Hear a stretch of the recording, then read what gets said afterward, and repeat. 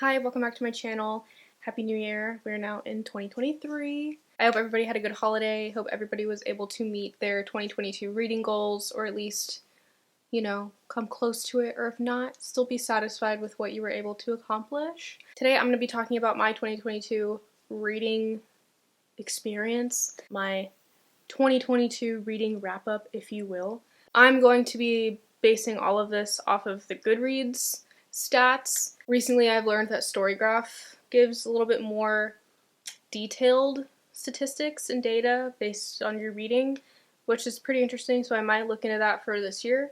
But for this video, we're just going off of Goodreads. My 2022 reading goal was 30 books, and I read 30 books. The last book that I read, I'm pretty sure I finished on December 31st, or at least like a few days before. So it was cutting it pretty close. But yes, I read 30 books, so I met my goal, just barely. Because my reading goal was only 30 books, I honestly wanted to go into every book that I read in 2022, but there's a lot of books that I read, especially for school, that I've either already talked about extensively on my channel, or I just honestly don't care to talk about because I don't have anything really of value to say. So there will be some books that I'll skip over, but for the most part, I do want to kind of touch on a lot of books that I read in 2022, because for most of last year, I was not creating content on either YouTube or Bookstagram or anything. So there's a lot of books that I read last year that I haven't talked about yet, whether it's on YouTube or Instagram. So for a lot of those books, I do want to talk about today. But there's a lot of books towards like the end of the year that I've already talked about on my channel, and I won't really be talking about those. Since I do have a lot of books to talk about, I'm really not going to go into detail about like the plot and stuff about the books unless I find it that necessary. For most of these, I'm really just going to talk about my experience reading them, unless, like I said, I find it necessary to mention something about the plot. Otherwise, yeah, just brief overview of my experience reading these books and how I felt about them. So starting off, I read 30 books, like I said, 9,289 pages. Thank you, Goodreads, for letting me know. The shortest book that I read in 2022 was A Tempest by CIRCE. This is a parody on Shakespeare's The Tempest. I read this for a class last semester. And the longest book I read was The Final Gambit by Jennifer Lynn Barnes, which is the last book I read in 2022, which took me pretty much the entirety of December to complete. So yeah, I think that shows how much I enjoyed it. The most shelved book that I read was Where the Crawdads Sing. That's not surprising at all. And my least shelved book was Grendel's Mother by Susan Signey Morrison, which I also read for a class last semester, and this is not surprising at all as well. My average rating for 2022 was 3.5 stars, which is pretty good. I think that overall I had a pretty good reading year. I did read some bad books, but for the most part, I enjoyed just about everything that I read. So jumping into all the books that I read last year. The first book that I read last year was 50 Shades of Grey. Starting off 2022 with a bang, literally. That was an awful joke. So bad. I'm so sorry. That was god-awful. I started reading this book last year on the 1st at like 1 or 2 in the morning or something. Literally, New Year's Eve festivities ended, I went to bed, and I started reading this in bed. I was up all night long until like 5 in the morning reading this book, and my boyfriend was running a 5K on the 1st at like 7 or 8 in the morning, and I had to be up at like 7 or 8 in the morning to go support him. So I was up literally all night long reading this fucking book. I started reading this book out of pure curiosity. I was like, you know what? I have this on my Kindle for some reason. I've had 50 Shades of Grey in my Kindle library since like 2011. I was 11, so I don't know why the fuck that was there. I didn't buy it, obviously. Somebody else must have. But I was like, you know what? I have this. I don't know what to read right now. I don't care what I read right now, so I'm just gonna read this. I was shocked by how entertained I was by it. That doesn't mean that I think it was a good book, because I don't. I thought it was actually quite, like, meh. But I couldn't put it down. I really couldn't. As you can see, I was reading it for like 5-6 straight hours. I was reading it at the race, waiting for him to start on my phone, reading. I will say, after a certain point in the book, and I can't remember now because I read this literally over a year ago now because it's January 4th, 5th, I don't know. At a certain point in the book, I started not caring and I was picking it up less. I think it took me about like a week to finish. I don't remember. But I was entertained by it. I was entertained by it so much that I bought the second and third book and didn't read them. Well, I started the second book and read maybe like a chapter or two, and then I was like, you know what? I can't do this right now. I was like, actually, I'm so fucking sick and tired of Anastasia and the fucking guy. I can't even remember his name. So, yeah. That was 50 Shades of Grey. I think it's funny that my year started off with that book. I really do. And funny enough, that exact same situation where I was reading that book all night long up until like 5, 6 in the morning and my boyfriend had to run a 5K on the 1st, that exact situation happened again this year, like 5 days ago. My boyfriend ran the exact same race on January 1st, and I was up till 5 in the morning reading another romance book. I don't know why that's happening to me, but you know what? It did. Maybe it'll happen again next year. I should probably just do it on purpose next year to keep that going. I don't know. Then I read Emergency Contact. I thought it was cute. As a fellow Texan myself, I appreciated all the Texas references.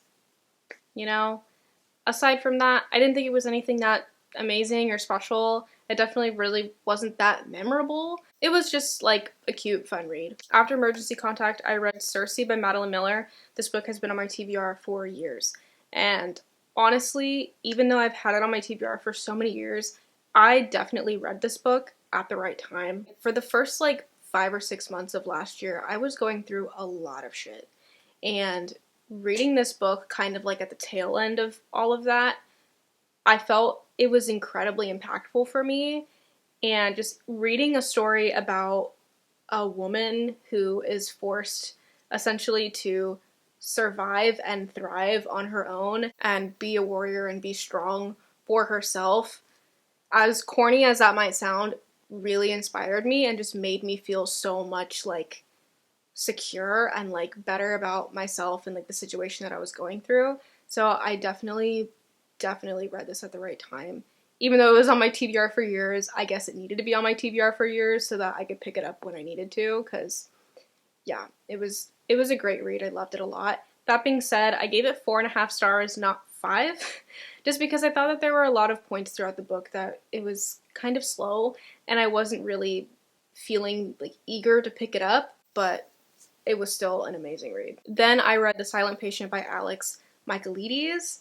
This book rocked my socks. I love this book so much. This is the book that I always recommend to people if I'm talking to somebody and they're like, oh my god, I want to get into reading again, but like I haven't read anything since like Twilight. I'm like, okay, great. Read this one because it's crazy and will keep you guessing and interested and whatever. So far, it's had success with the people that I recommended it to, so I don't know about the people that don't like this book, but I do. I will say, I listened to this on audiobook, and now I typically really don't like audiobooks just because I can't do them, if that makes sense. Like, I don't have, like, the attention span for audiobooks. Typically, if I'm listening to an audiobook, I can listen to about, I don't know, 5 minutes, and then eventually, like, I'll start to zone out, and then I have to start rewinding because I'm not paying attention. With this book, I only had to do that once. That's incredible for me. And the only reason that I had to rewind it was because I was driving home in traffic, and I was distracted by trying to pay attention to the road, okay? So I wasn't listening to the book. That's not the book's fault, that's the traffic's fault. I really enjoyed the audiobook narration. I thought that it actually like really added to the story, just the way that the narrator was telling the story. I felt like it added suspense, as it should, I think. It wasn't just like a deadpan narration. I think if I was reading it physically, I wouldn't have had the same experience. And I think that's kind of like a similar situation as like Daisy Jones and the Six by Taylor Jenkins Reid. I read Daisy Jones and the Six physically, and I didn't care for it at all. That book, I don't care for it whatsoever. But everybody recommends the audiobook, and I think if I had listened to the audiobook, I would have liked it a little better. I don't think I would have been in love with it still, just because the plot and the content I don't really care for. But I think that that might be like a similar situation with what I had with The Silent Patient. I think if I read this physically, I wouldn't have enjoyed it as much as I did because I listened to the audiobook. So I do always recommend the audiobook just because at the end when the twist came, even though realistically I low-key saw that happening, it still blew me away because of the way that it was narrated. That was a 5-star read, and I actually think that was my first 5-star read of 2022. It was. That was my first 5-star read of 2022, so that's awesome. After The Silent Patient, I read The Bell Jar by Sylvia Plath. Now, I've wanted to read The Bell Jar since, I don't know, I was like 14 years old. I found Sylvia Plath when I was about 13, 14, fell in love with her writing, her poetry, everything. So naturally I wanted to read her novel, and I just put it off until last year, I guess. I'm incredibly disappointed in my reading of The Bell Jar because there's a point, not to get too specific, but there's a point about like halfway through the book where our main character starts to spiral, okay? And you watch the spiraling happen to get from point A, where she was at the beginning of the book, to point B, where she's kind of like in the middle to the end. Unfortunately, when I was reading this book, I guess I put it down without marking my page correctly, and then when I picked it back up, I thought I was on the right page, but I wasn't. I completely skipped the like entire chapter that transitions our main character from A to B. And I didn't realize it because I thought that I was on the right fucking page when I picked up the book again, and I wasn't. So I finished the book. Okay, I completed it. Completely fucking lost the whole time. I was reading it and I was like, okay, this is good, like whatever. Put it down, picked it back up. I was like, whoa, where the fuck are we? What's happening right now? I don't remember any of this, but okay, maybe it will get explained later on. Maybe it's one of those things. No. Of course it didn't get explained later on because it didn't need to be explained.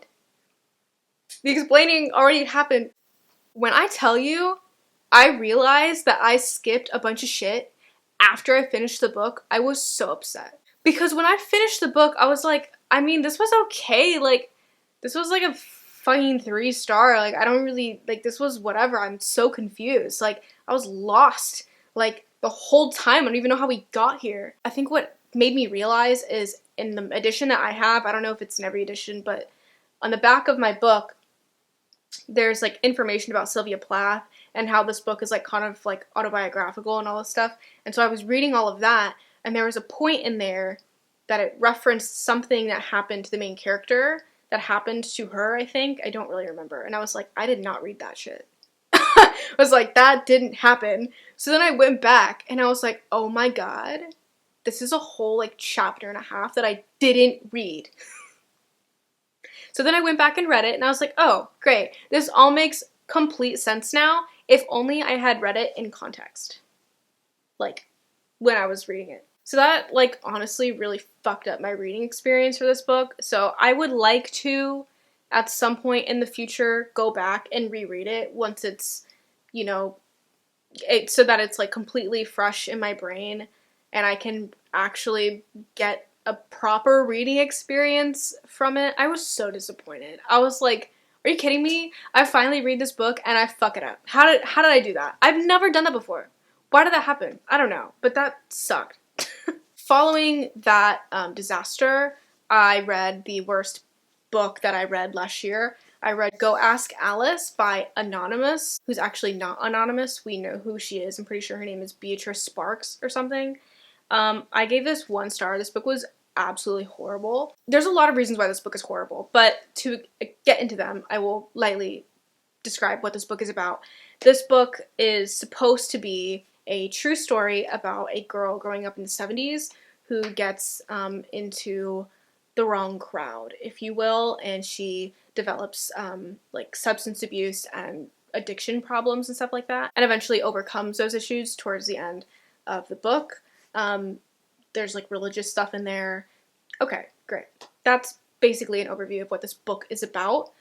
I am going to talk a little bit about like drugs and substance abuse here, just to explain why I hate this book so much.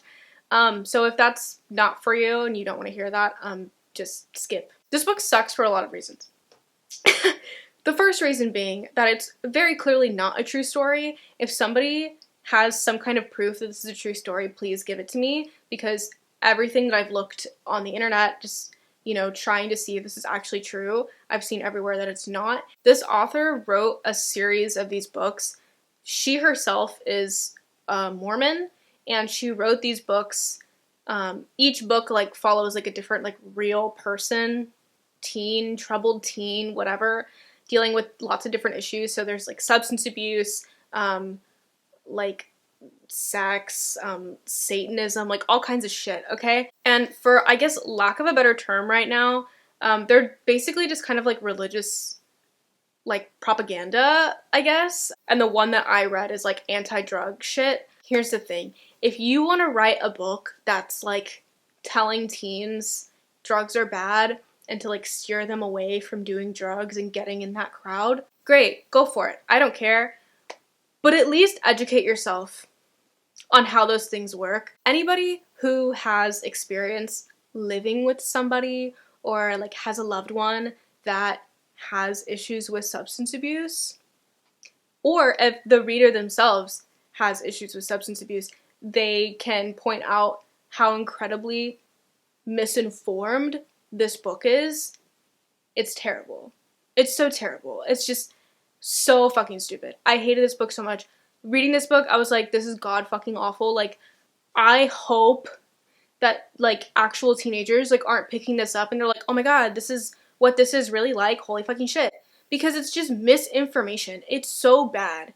Like, you can write a book like this with the same messages as long as it's accurately informed. This one was not. So Go Ask Alice fucking sucked. Following Go Ask Alice, I read my biggest disappointment of the year, which was Bunny by Mona Awad.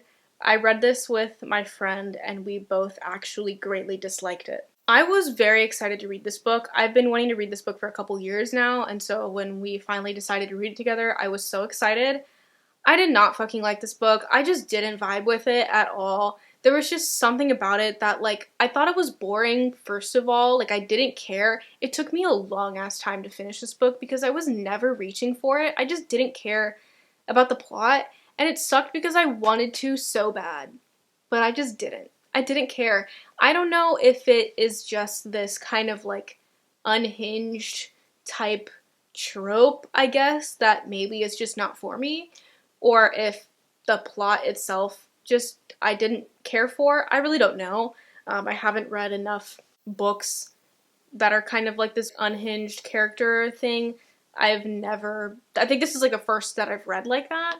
As far as like thrillers and like horror goes, like I enjoy that genre. So I was excited when I heard like horror meets Mean Girls. That's like two of my favorite things ever. So I was very excited for it. I didn't feel like that's what this was. Like, I understand why this was described as that, and in a way, yes, that's true.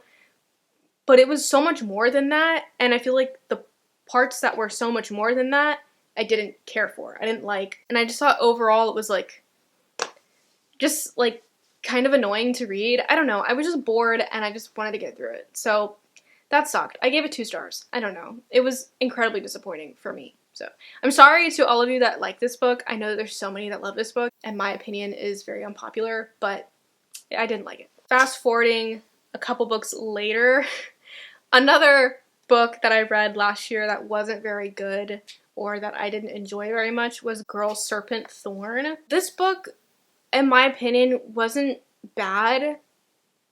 It just wasn't good either. It just kind of exists, and it kind of sucks because I honestly really enjoyed the world building, and I thought like the setting and the storyline of its like, in itself was pretty interesting, and it could have been executed really well and made like a really good book.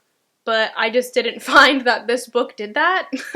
I don't know. I didn't care about any of the characters, and I didn't think that it was that good. I don't know. I gave it like 2 stars. I don't know. It took me forever to finish 2. I just didn't care. This was such a random read, and this is probably the most forgettable book that I've read almost ever. To be honest, I keep forgetting that I even read this fucking book.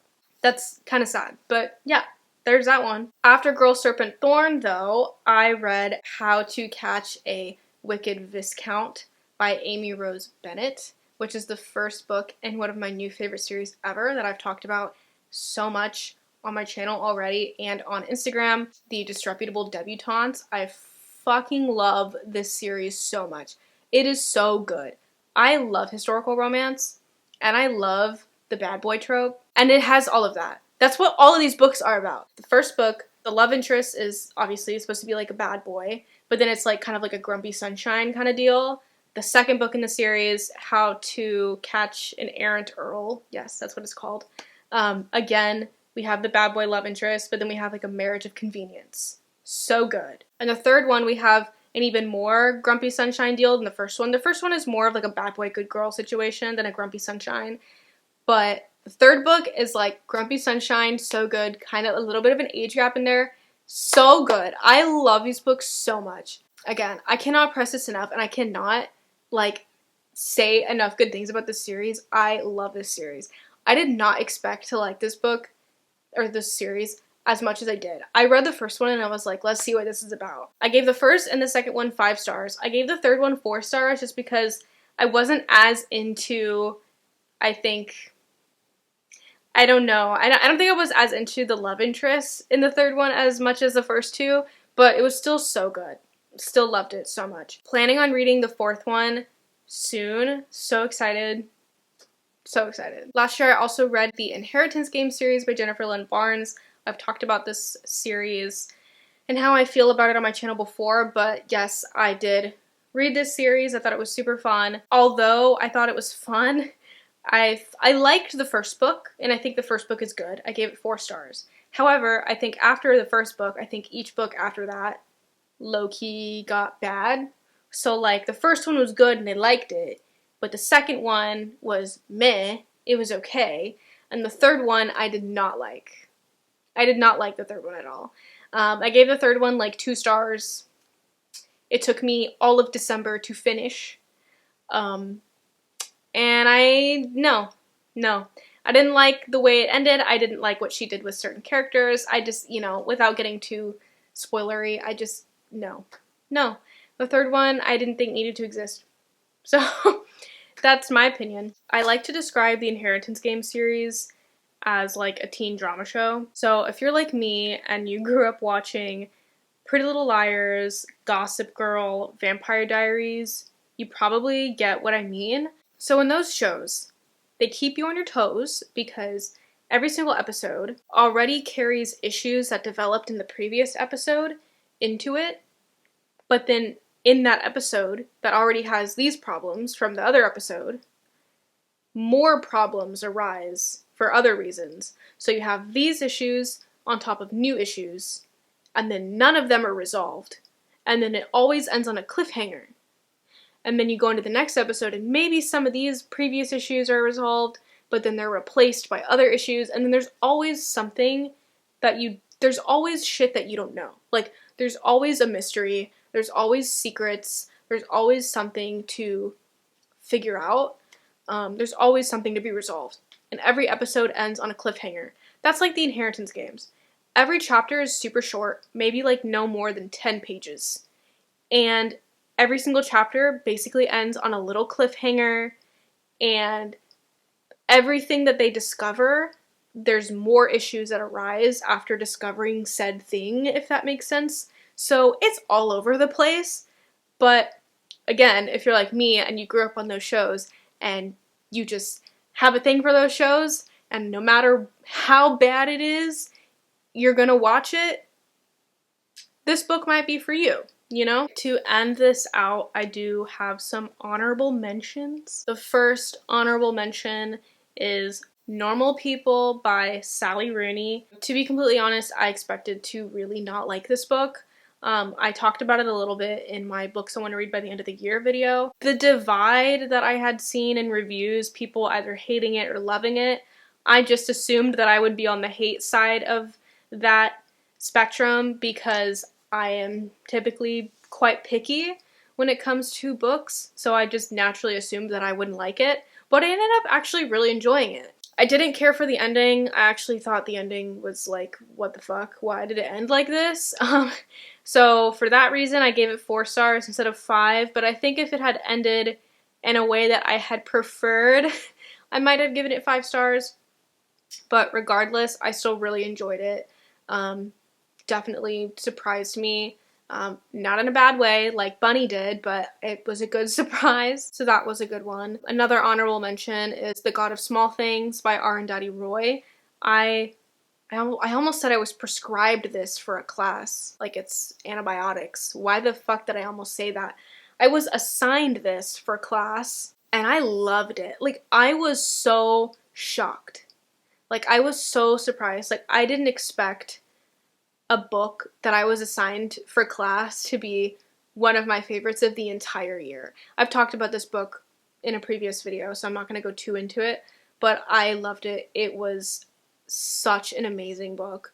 I want to reread it so bad, but I don't want to reread it now because it's still up in here. Like, I still remember all of it, so it's not the right time to reread it. But I highly recommend everybody read this book. It's phenomenal. And then my last honorable mention of 2022 is my overall favorite book of the year, which was Atonement by Ian McEwan. This book was so good. If you follow me on Bookstagram, you probably know that I fucking like this book. I talk about this book like every day. I can't not talk about this book every day. You know what I mean?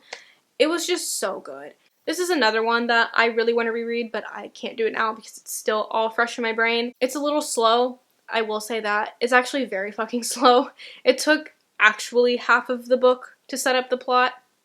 Not even exaggerating. By the time that I read, like, the plot point, I guess, of the book that, like, is written on the back in the synopsis, it was halfway through. So, you know, it's quite slow, but it's so good. It's so good. The writing is beautiful. It was just so moving. There's parts in this book where the two lovers are just writing letters back and forth to each other, and like a whole like chunk of the book is these letters back and forth, and it's just so beautiful. It's amazing. It's so sad. If you like a good book cry, read this one. I was crying my fucking eyes out. So good. 5 stars. So those are all the books that I wanted to talk about today, just to wrap up my 2022 reading year. Again, I hope everybody else had a good reading year and was able to meet their goals. If you've read any of the books that I talked about, like always, let me know how you felt about them. If you have the same opinions, if you hate my opinion, I don't care what it is, let me know. Also, let me know what your reading goals for 2023 are. I would love to know. Personally, for me, my 2023 reading goal is 50 books. So yeah, that concludes this video. If you enjoyed, don't forget to leave a like and subscribe to my channel. All of my other social media links are in the description below. I am active on my Bookstagram pretty much daily. Feel free to follow me on there. And yeah, thank you so much for watching. I'll see y'all next time. Bye!